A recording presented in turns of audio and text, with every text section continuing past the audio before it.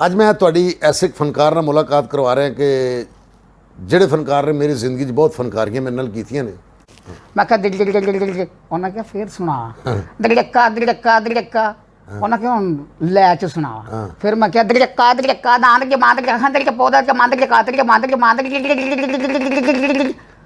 अस्सलाम वालेकुम जी गुड्डू कमाल साहब। वालेकुम अस्सलाम। बड़ी गल है जी अज तुसी साडे लई टाइम कढिया गुड्डू साहब, वरना तुसीं तो बहुत मसरूफ हो। तो फाइटर तेरे वाल इंज वेख रहे सन जिवें चील चूची वाल वेख रही है।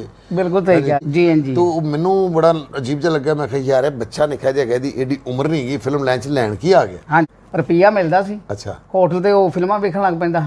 ਠੀਕ ਹੈ ਜਦੋਂ ਸਕੂਲ ਟਾਈਮ ਦਾ ਟਾਈਮ ਖਤਮ ਹੋ ਜਾਂਦਾ ਉਦੋਂ ਮੈਂ ਸਕੂਲ ਘਰ ਚਲਾ ਜਾਂਦਾ ਹਾਂ ਵਾਪਸ। यानी कि शुरू तो उस तरह ही से बस ਤੁਹਾਡੀ ਦੁਆ ਚਾਹੀਦੀ ਹੈ कि भी ਕੰਬਾ या ये वो तो मैं आख्या मैं भी ਇਹ ਸਕਰੀਨ ਤੇ ਆਉਣਾ ਹੈ। नहीं एडा कि शाशा जिहा एडा छोटा जिहा सुल्तान रही नहीं सी बन सकता है जी।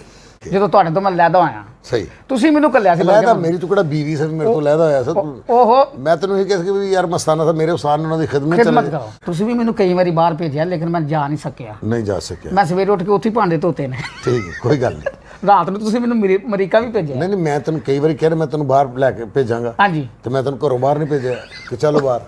ਮੈਂ ਆਪਣੇ ਸਿੱਖ ਭਰਾਵਾਂ ਕੋ ਸਪੈਸ਼ਲ ਤੌਰ ਤੇ ਮਾਫੀ ਚਾਹਨਾ ਮਾਫੀ ਮੰਗਣਾ ਵਾ ਜੇ ਉਹਨਾਂ ਨੂੰ ਦਿਲ ਆਜ਼ਾਰੀ ਹੋਈ ਹੈ ਤੇ ਮੈਂ ਸਪੈਸ਼ਲ ਉਹਨਾਂ ਕੋ ਸੌਰੀ ਕਰਨਾ ਤੇ ਮੇਰੀ ਕੋਸ਼ਿਸ਼ ਹੋਏਗੀ ਆਇੰਦਾ ਮੈਂ ਕੋਈ ਐਸਾ ਰੋਲ ਐਸੀ ਕੋਈ ਗੱਲ ਨਾ ਕਰਾਂ ਜਿਹਦੀ ਵਜ੍ਹਾ ਤੋਂ ਕਿਸੇ ਦਾ ਦਿਲ ਦੁਖੇ।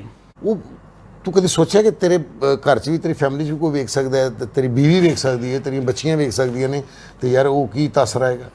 बिल्कुल जी मैं